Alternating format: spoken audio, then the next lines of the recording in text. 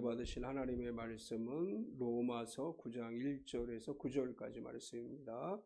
로마서 9장 1절에서 9절까지.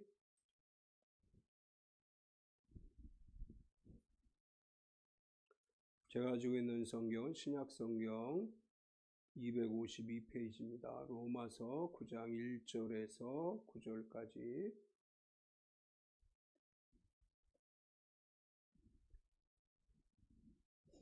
252페이지 우리 같이 천천히 합독하겠습니다. 내가 그리스도 안에서 참말을 하고 거짓말을 아니하노라.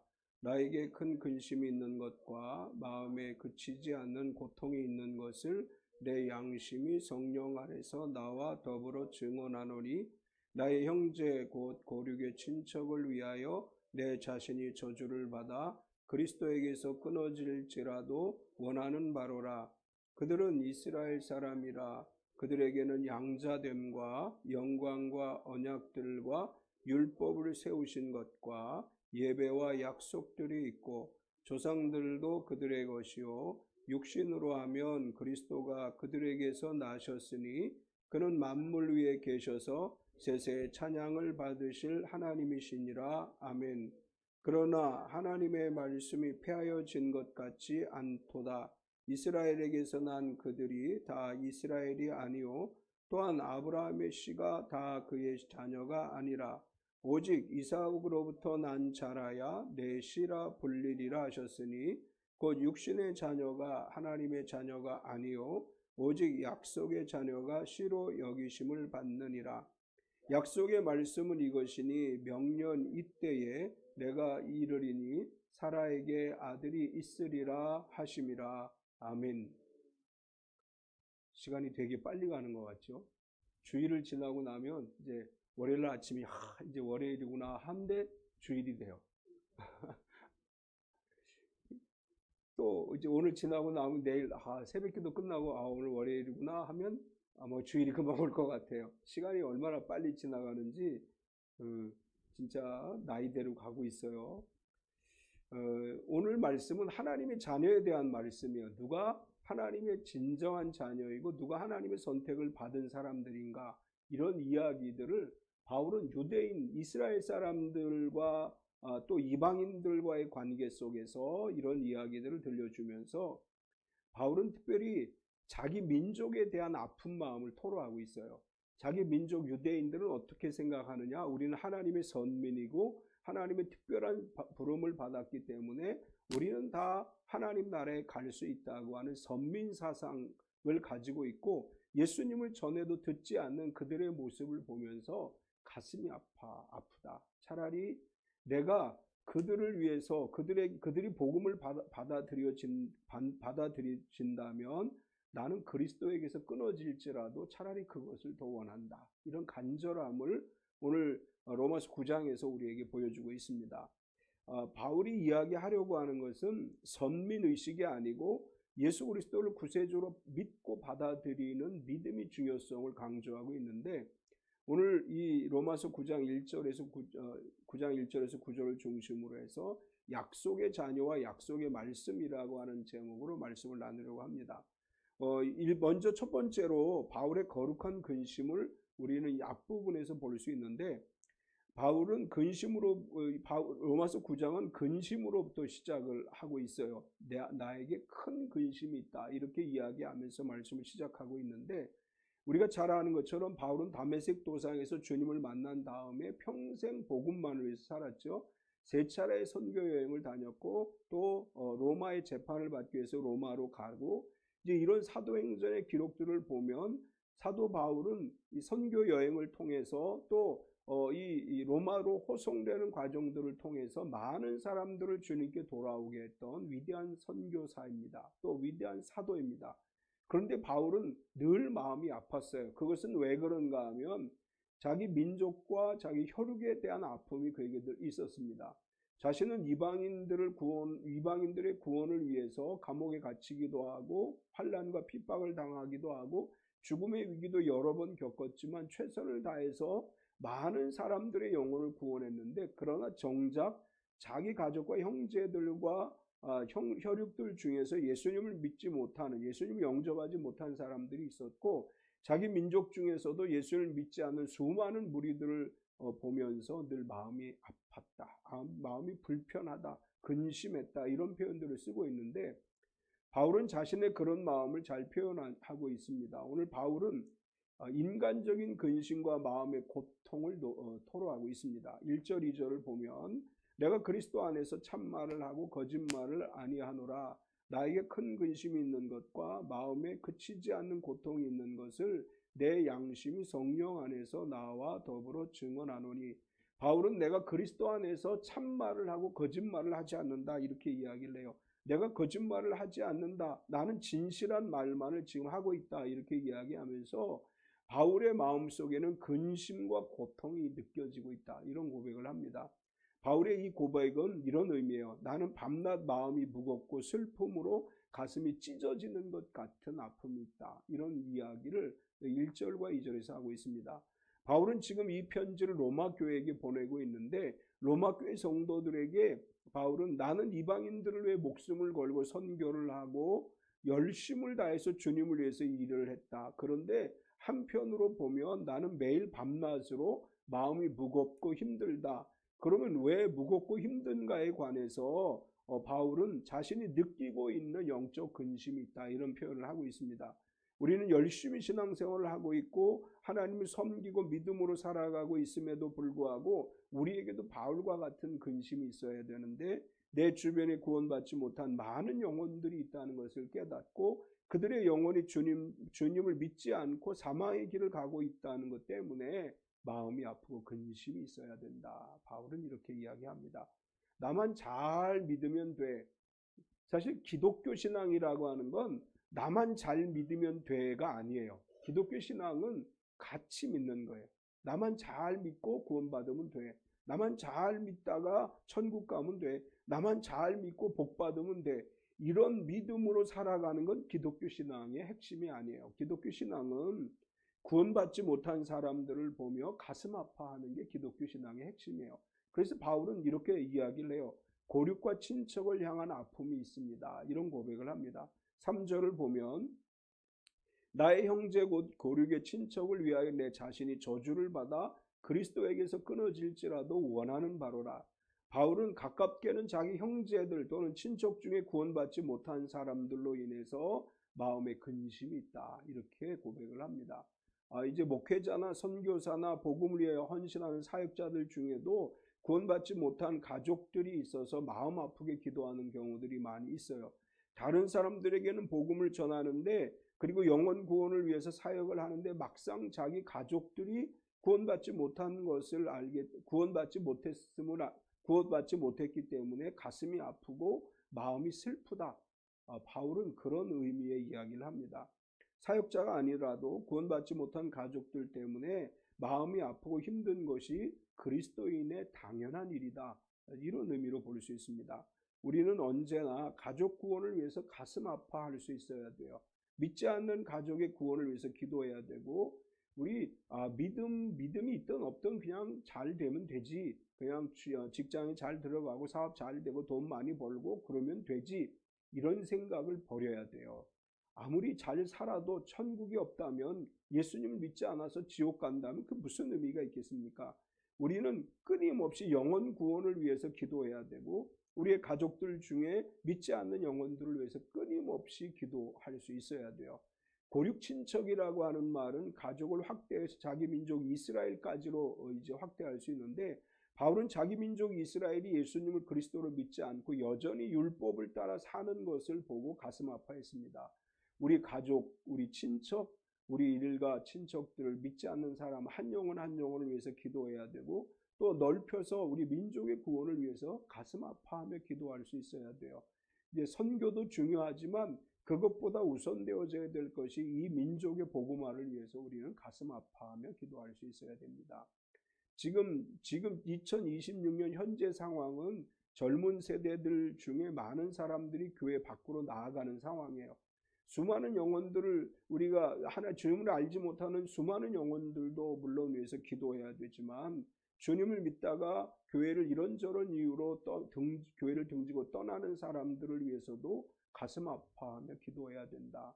그냥 우리끼리 열심히 믿으면 돼가 아니고 한 영혼이라도 주님께 돌아오기를 위해서, 그리고 민족 복음화가 이루어지기를 위해서, 남북이 복음으로 통일되기를 위해서 우리는 끊임없이 가슴을 치며 기도해야 됩니다.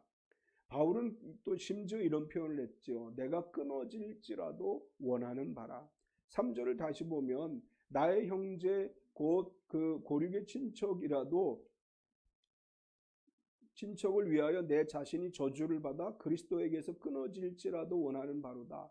바울은 내 가족과 친척과 혈육과 내 민족이 구원을 받을 수 있다면 내가 그리스도에게서 끊어질지라도 나는 그 길을 선택하겠다, 이렇게 얘기를 해요. 우리 신앙은 어떤 신앙이에요? 너 구원받든 못 받든 상관없어. 나만 잘 믿으면 돼. 나 열심히 믿고 천국 가면 되지. 우리에게는 이런 내면의 생각이 있어요. 근데 바울은 우리 민족이 구원받을 수만 있다면 난 차라리 그리스도께서 버림받아도 괜찮다, 이런 고백을 해요. 나 하나 버릴지라도 내 민족이 구원을 받을 수만 있다면 나는 그 길을 선택하겠다. 근데 모세도 같은 기도를 했죠. 모세가 광야에서 이스라엘 백성들이 이제 범죄하고 할 때 모세가 하나님 앞에 이렇게 기도해요.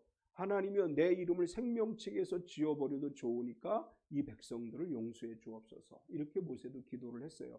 많은 그리스도인들이 나 중심의 신앙생활이에요. 나만 잘 믿고 구원받고 나만 잘 믿고 축복받으면 된다고 생각하는데, 넓혀서 우리 가족, 또 그리고 우리 일가 친척, 그리고 이 민족이 예수 그리스도 안에 거하는 나라와 민족이 되게 해 주옵소서. 우리 늘 끊임없이 이런 믿음을 가지고 기도해야 됩니다. 사실 우리가 전도하다 보면 제일 전도하기 어려운 대상이 가족이죠. 가족들이 예수님 믿는 게 참 어려워요. 그런데 계속 가족을 위해서 기도하면 10년이 걸리고 20년이 걸려도 어느 순간에 하나님이 그 마음을 열어주셔요. 그래서 어느 순간에 예수님을 영접하는 역사가 일어나게 됩니다. 우린 끊임없이 언제까지? 생명 다하기 직전까지 주님을 영접할 수 있게 되기를 위해서 기도해야 돼요. 끊임없이 기도하다 보면 마지막 순간에라도 예수님을 영접하는 기적 같은 일들이 일어날 수 있어요. 끊임없이 가족을 위해 기도합시다. 내 가족 한 사람 한 사람의 구원을 위해서, 그 한 사람 한 사람의 영혼을 위해서 먼저 기도하고, 또 우리 주변에 믿지 않는 사람들을 위해서. 우리가 때로는 이런 생각을 할 때가 있어요. 전도를 해요. 막 전도를 하고 기도를 하는데 그 사람이 막 안 받아들여. 계속 거부를 해. 그럼 어떤 생각을 하게 돼요? 그래, 너 그렇게 살다가 지옥에나 가. 그런 생각을 하게 돼요. 우리에게 이런 마음들이 없어져야 된다는 거예요. 그래, 너 그렇게 살다가 지옥에나 가버려. 난 천국 갈게. 여러분, 농담이라도 이런 말 하시면 안 돼요. 이거 하나님이 원하는 언어가 아니에요. 한 영혼, 정말 죽어가는 것 같은 절망의 영혼도 하나님께서 구원하시기를 원하셔요. 복음을 거절한다고 할지라도 그의 영혼을 주님을 만나는 역사가 일어나게 해달라고 늘 우리가 기도할 수 있어야 됩니다. 내 주변에 있는 사람들로부터 시작해서 내 가족, 일가 친척까지, 그리고 내가 아는 모든 사람들이 구원받기를 위해 기도해야 된다. 바울은 사실 그런 이야기를 한 거예요. 차라리 그리스도가 날 버리셔도 괜찮아요. 그러나 주님, 이 사람들이 다 예수님 믿게 해주옵소서, 이렇게 기도하죠. 두 번째는 선민 이스라엘에 대한 이야기를 합니다. 우리 많이 쓰는 표현 중에 금수저, 흙수저 이런 얘기 많이 하잖아요. 태어날 때부터 금수저 물고 태어났고 흙수저 들고 태어났다, 이런 얘기들을 해요. 바울은 본문에서 유대인들은 지금 자신들은 영적으로 금수저를 물고 태어난 사람들이라고 착각하고 있다, 이렇게 지적을 해요. 유대인들은 항상 그렇게 생각을 하는 거예요. 우리는 선택받은 민족이야. 우리는 하나님으로부터 부름받은 사람들이야. 그래서 항상 영적 금수저가 자기들에게 주어졌다고 생각을 해요. 근데 바울은 이런 유대인들의 사상에 대해서, 신앙에 대해서 이제 이 경계의 말씀을 주고 있습니다. 오늘 이 시대 우리들에게도 하시는 말씀이에요. 우리가 가장 경계해야 될 말씀은 나는 구원받기로 예정되어 있어. 이런 생각을 버려야 돼요. 나는 구원받기로 예정되어져 있어. 유대인들이 우리는 하나님께 선택받은 선민이야, 이렇게 생각하는 것과 나는 구원받기로 예정되어 있어 라고 생각하는 것 같은 거예요. 구원받기로 예정되었다라는 생각을 갖고 살아가는 것이 아니라 항상 두렵고 떨림으로 구원을 이루어야 된다. 바울은 이렇게 얘기했습니다. 빌립보서 2장 12절을 보면 그러므로 나의 사랑하는 자들아 너희가 나 있을 때뿐 아니라 더욱 지금 나 없을 때에도 항상 복종하여 두렵고 떨림으로 너희 구원을 이루라. 두렵고 떨림으로 너희 구원을 이루라. 이렇게 말씀했어요. 바울은 스스로 선민이라고 생각하는 유대인들에 대해서 이렇게 설명을 합니다. 이스라엘은 양자가 되었다. 4절을 보면 그들은 이스라엘 사람이라 그들에게는 양자됨과 영광과 언약들과 율법을 세우신 것과 예배와 약속들이 있고, 바울은 구약 성경에 하나님께서 이스라엘을 양자 삼으셨다 이렇게 표현을 했어요. 이스라엘 사람들은 하나님이 양자 삼으셨어. 이건 무슨 얘기냐 하면 선택받았다고 하는 거예요. 선택받았다. 이스라엘은 하나님의 선택을 받았어요. 이건 우리가 부인할 수 없는 사실이죠. 하나님이 이스라엘을 선택하셨다고 하는 것은 부인할 수 없는 사실이에요. 유대인들은 그래서 우리는 금수저를 가진 사람들이라고 생각할 수 있습니다. 그리고 또 유대인들에게는 언약과 율법, 그들은 언약과 율법을 받았다. 4절 뒷부분에 보면 언약들과 율법을 세우신 것과 예배와 약속들이 있다. 이스라엘 사람들은 하나님으로부터 율법과 언약을 받았죠. 아브라함으로부터 시작해서 하나님이 그들에게 언약을 주셨고 모세를 통해서 율법이라고 하는 것을 주셨고, 이것은 이스라엘 백성들에게만 주신 특별한 은혜요. 어느 민족도 언약과 율법을 받지 못했지만 하나님께서 선민 이스라엘에게는 언약과 율법을 주셨다. 그리고 바울은 또 이렇게 설명을 해요. 그리스도께서 나셨다. 5절을 보면 조상들도 그들의 것이요 육신으로 하면 그리스도가 그들에게서 나셨으니 그는 만물 위에 계셔서 세세에 찬양받으실 하나님이시니라. 아멘. 온 인류의 구원자가 유대인으로 오셨다. 이 얘기를 하는 거예요. 그러니까 유대인의 우월성이 뭐냐? 그들은 하나님의 선민이다. 양자가 됐다. 그리고 유대인의 우월성의 두 번째는 언약과 율법을 주셨다. 그리고 유대인의 우월성에 대해서 세 번째로는 그리스도가 유대인으로 이 땅에 오셨다. 인류를 구원하실 그리스도께서 인간의 몸을 입고 오실 때 유대인으로 오셨고 유대인으로 성육신하셨습니다. 그래서 바울은 로마 기독교인들에게 이렇게 이야기해요. 여러분, 유대인들은 분명히 금수저예요. 이렇게 얘기하는 거예요. 그들은 선민입니다. 하나님께서 그들을 부르셨고 언약과 율법을 주셨고 우리의 구원자 예수 그리스도께서 이제 유대인으로 오셨습니다. 이렇게 이야기합니다. 근데 이건 사실 이제 이들이 그런 특징적인 사람들이기 때문에 이 사람들에게 하나님이 모두 구원의 은혜를 주셨다 이 얘기를 하려고 하는 게 아니고, 뭘 얘기하려고 하느냐 하면 그렇지만 이제 그리스도로 인해서 구원의 은총은 예수 그리스도 안에 이루어지는 것임을 이야기하려고 하는 것이고, 그리고 유대인이 그렇게 특별한 선민이라 할지라도 하나님의 말씀에 따라서 예수 그리스도를 믿지 않으면 그들도 역시 구원받지 못한다. 이런 얘기를 하려고 하는 것입니다. 우리가 신앙생활하면서 주의해야 될 것 중에 하나가 이런 거예요. 나는 모태신앙이야. 이런 거. 나는 어릴 때부터 교회 다녔어. 우리 목회자들 사이에 하는 얘기가 있습니다. 모태신앙은 모태신앙이다. 아무것도 못해. 그게 모태신앙이다. 이런 얘기를 해요. 모태신앙인데 뭐 시키면 못해. 그래서 모태신앙. 또 이렇게 생각하는 사람들이 있어요. 나는 교회 오래 다녔어. 나는 얼마나 열심히 이 교회 문지방을 들락달락 했는데, 이렇게 생각해요. 그것이 구원의 조건이 아니라는 거예요. 그것이 구원의 조건이 아니고 믿음이 유지돼야 돼요. 유지돼야 돼요. 우리가 종교적인 특권이나 익숙함에 구원이 있지 않아요. 이스라엘의 비극은 뭐냐 하면 그들은 선민이라고 생각하면서 그리스도를 영접하지 못한 거예요. 영적 자산을 가지고 있지만 예수님을 믿지 못하기 때문에 선민임에도 불구하고 하나님께서 그들을 버리신다는 거예요.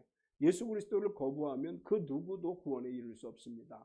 바울은 이것을 강조하는 거예요. 나도 유대인인데 예수님을 믿지 않고 예수님 거부하면 다 버려질 수밖에 없는 인생이다. 아무리 선택된 사람들이라 할지라도 그 중심에 예수님이 없으면 아무것도 아니다. 이렇게 이야기를 합니다. 세 번째로는 은혜로 태어난 약속의 자녀에 관해서 이야기를 해요.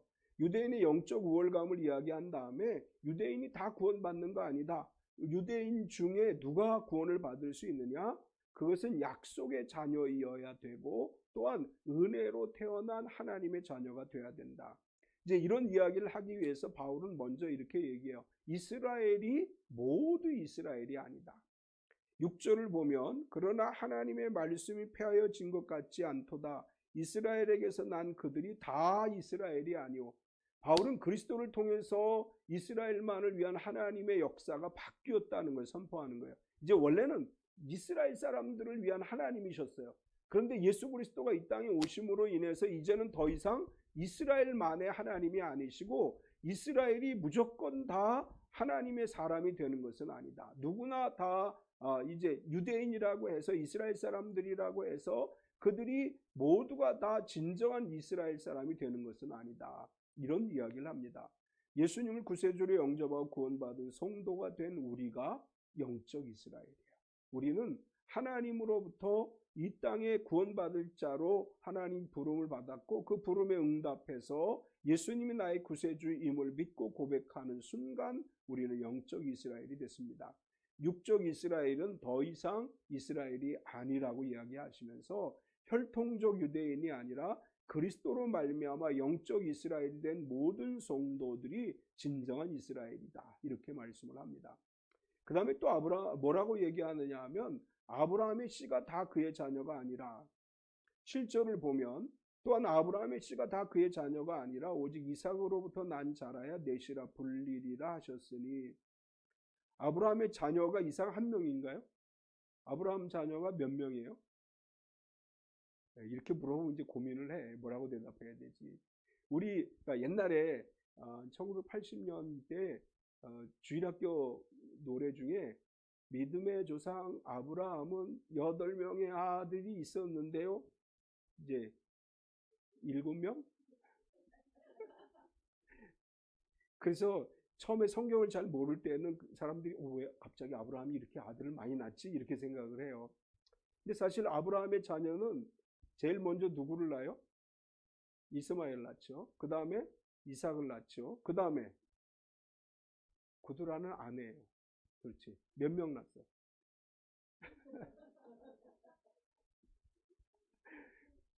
서너 명 낳은 것 같아요.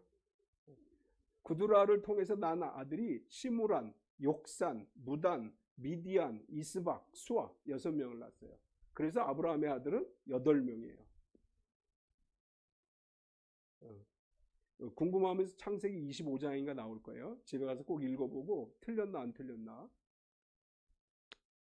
왜 이야기를 하냐면 아브라함의 아들은 총 8명이에요. 그 중에서 이삭만이 선민으로 인정을 받았어요. 이삭을 제외한 모든 아들들은 선민으로 하나님이 인정하시지 않았고 이 사람들은 지금까지도 이 후손들은 지금까지도 이스라엘과 싸우는 민족들로 포함되어져 있어요. 똑같은 아버지로부터 났는데 믿음이 다 이어져 내려온 것이 아니고 이삭에게만 믿음이 이어졌어요. 이제 종종 그런 질문을 생각을 해봐요. 왜 아브라함은 굳이 그들에게 장가를 가가지고 6명의 아들을 더 낳아가지고 지들끼리 싸우게 만들었을까? 아니면 그냥 정말 믿음으로 잘 교육을 시키지. 가끔 이제 그런 질문을 아브라함에게 해봐요. 그분에게 나중에 물어봐야 되겠지만 중요한 건 뭐냐면 누구의 자손이냐가 아니라는 거예요. 누구의 자손이냐가 아니고 어떤 믿음의 반응을 하느냐. 사실은 이삭은 물론 이제 사라가 낳았기 때문에 약속의 자녀, 언약의 자녀이긴 하지만 믿음의 반응을 한 사람이에요. 이스마엘도 정말 믿음의 반응을 했으면 하나님이 그를 버리지 않으셨을 거예요. 왜냐하면 이제 우리가 구약 성경을 읽어보면 하나님에 대한 믿음이 이스라엘 사람들에게만 있었던 것은 사실 아니죠. 욥이라고 하는 사람도 우리가 유대인이라고 생각하지 않아요. 유대인이 아닐 것이라고 학자들은 보고 있어요. 이제 그 외에도 여러 사람들, 잠언에 나오는 잠언 30장, 31장을 기록한 사람들의 이야기도 역시 이방인들일 것이다. 이렇게 보고 있어요. 이방인임에도 불구하고 하나님을 믿은 사람들이 분명히 존재했어요. 그 시대에도. 그럼에도 불구하고 아브라함의 자손인데도 이삭 이외의 아들들이 하나님을 제대로 믿지 않았기 때문에 선택받지 못한 것이다. 이제 이렇게 어떤 아주 선택과 유기를 강조하는 사람들은 그 사람들이 어떻게 됐든지 하나님이 이삭을 선택하고 나머지는 유기한 것이기 때문에 그렇게 됐다, 이렇게 아주 딱 얘기를 하지만, 실질적으로 여기서 바울은 어떤 이야기를 하려고 하느냐 하면, 그들 중에 선택된 아들이 이삭이라 할지라도 나머지에게도 하나님은 기회를 주셨다고 하는 의미의 이야기를 하려고 하는 거예요. 마지막으로 약속의 자녀가 씨로 여김을 받았다. 8절을 보면 곧 육신의 자녀가 하나님의 자녀가 아니요 오직 약속의 자녀가 씨로 여기심을 받느니라. 8명의 아들 중에 약속의 자녀라고 인정된 이삭이 씨로 인정을 받았다. 이제 이것은 오늘 신약 시대에는 바울이 뭘 얘기하려고 하느냐 하면, 아브라함의 자녀가 다 약속의 자녀가 아닌 듯이 유대인들이라고 해서 무조건 다 이스라엘로 인정받는 게 아니다. 오늘날 유대인이 아니라 할지라도 하나님께서 주시는 약속의 말씀을 믿고 의지하는 사람은 누구나 다 약속의 자녀가 될 수 있다. 이런 논리적 이야기를 하려고 하는 것입니다. 바울은 그리스도께서 오심으로 이루어진 약속의 자녀의 개념이 구약시대의 약속과 개념이 바뀌어졌다는 것을 전개하고 있는 거예요. 구약은 그냥 율법에 따른 약속이에요. 반면에 그리스도가 오심으로 인해서의 약속은 믿음에 의해서 받아들여지는 약속으로 변화되었다고 하는 것을 여기서 바울을 통해서 우리에게 말씀합니다. 우리가 항상 잊지 말고 기억해야 될 것은 약속의 말씀이에요. 우리 약속의 말씀을 붙들고 살아가면 하나님의 그 약속의 말씀이 우리에게 이루어지는 것이고 하늘의 복을 누리는 삶을 살아갈 수 있습니다. 오늘 말씀을 통해서 하나님께서 주시는 말씀은 가족과 친척과 민족을 위해서 눈물로 기도해야 된다고 하는 것이고, 또 우리가 아무리 우월한 부름을 받았다 해도 말씀대로 살지 않으면 약속의 자녀가 되지 않는다. 약속의 자녀가 될 수 없다. 이런 말씀을 오늘 우리에게 들려주시고 있습니다. 우리 연로하신 부모님들, 형제 자매들, 일가 친척들 한 영혼도 하나님 놓치지 않게 믿음 잘 지켜나가게 주님을 영접하기를 위해서 늘 기도하고, 우리 가족 한 사람 한 사람이 영원히 구원받는 것으로 인해 하나님께 감사하고 찬양하고 영광 돌리는 삶이 되어야 될 줄 믿습니다. 오늘 우리 가족을 위해서 기도하는 시간을 갖기를 원합니다. 우리 가족들 중에 믿지 않는 분들 예수님 영접하고 구원받게 하옵소서. 내 주변에 있는 사람들 중에 또 많은 사람을 다 기도할 수 없지만 지금 마음에 생각나는 사람들을 마음에 담고 이 시간 같이 영혼 구원을 위해서 통성으로 기도하겠습니다.